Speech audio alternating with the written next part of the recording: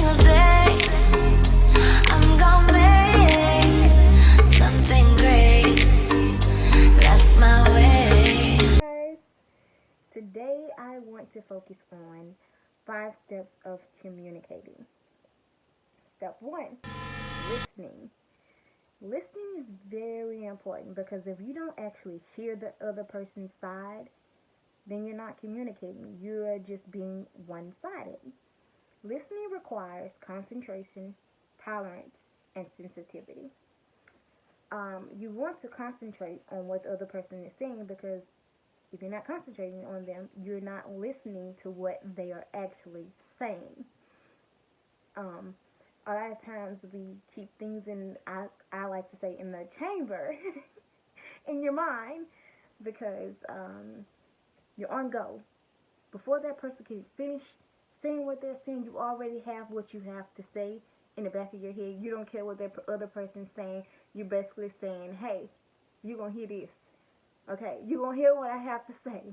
And ladies, you know, sometimes we are really guilty of keeping something in the chamber ready to throw a jab. And that's not right. That means we're not listening because we already have what we want to say in our head, and we're not listening to what you have to say. So you have to concentrate on what the person is actually saying. Focus. And then it's tolerance.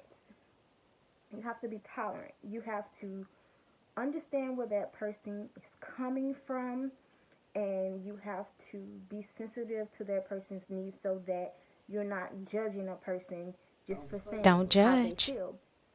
You have to listen, and all those little small mini steps help you to listen. The next step, I would say, would be expressing yourself. After you've done listening to what the other person has to say, you have to be able to express yourself.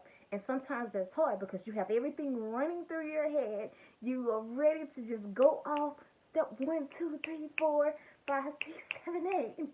And that could be hard because then you're kind of like you're everywhere. And so you have to take a moment sometimes to be silent and to gather your thoughts, to give them in an order that to where that it's benefiting the conversation or the overall thought of trying to communicate. And so you have to calm yourself and say, hey, sometimes we have a conversation in our head, like a conversation going on inside our head. So then it's hard to get it from here through here. And so that's where it comes in, expressing yourself. Take a minute to get it out. And then after you've done that, you have to also avoid negative thoughts. Because if you're thinking negative, you're not receiving what the other person is saying. And then that leads us into step 3, which is interpreting body language. And I'm the worst with this. I have 3 little lines that come in here. And my face will tell you my facial expressions will tell you how I feel before it comes out of my mouth. I have been told several times that I do not have a poker face, that when you walk into a room, you can tell how I feel. And I don't think that's good all the time.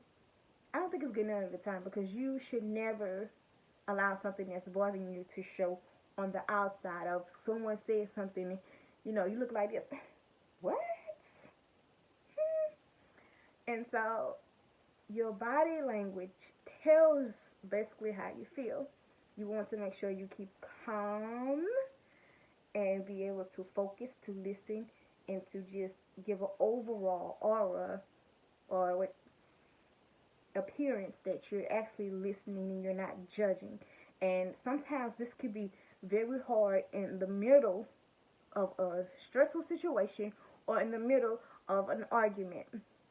It's just hard. Sometimes it's best to not even have the conversation. Don't do it when you're upset or when you're heated, because you're not ready to receive information from the other person's side. You're ready to throw a jab.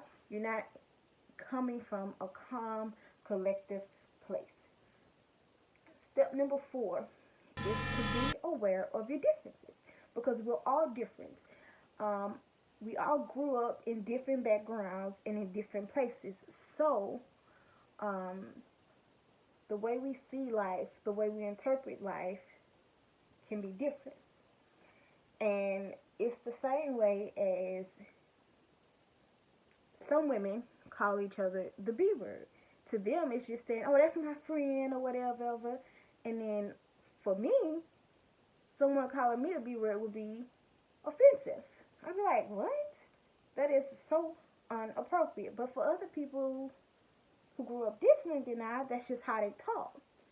So it's like, it's a difference. It's a background difference. It's how we grew up. It's where we came from. And for me, it was really hard for me to be aware of that. To take yourself outside of you and to place yourself into someone else's shoes. Very hard. And then that leads me to step number 5, is to resolve the conflict. And at first I was so horrible at resolving conflicts because I'm a Virgo, okay? And we're very stubborn. I agree to disagree. Agree to disagree. But it still would never go anywhere, and you'll find yourself and everyone leading back to that same situation because you never took care of it. You just said, okay, whatever, and it stayed with you, and you still felt that same way. You wasn't sensitive to the other person's needs.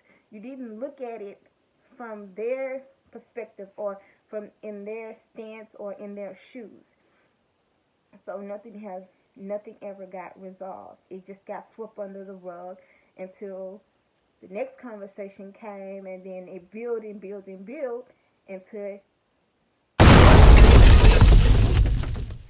And that's just basically saying that it's actually good to resolve something, to work your way through it, and to understand that being stubborn gets you nowhere. But stubborn.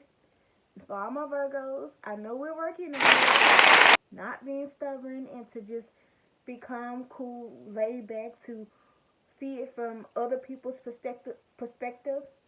Which sometimes it's hard for us. It's hard for me. Because if I'm going right, I'm going all the way right. If I'm going left, I'm going all the way left. FYI, don't go right or left. Go straight and move forward. But I hope this helps someone. And I hope you all have a lovely night. Good night.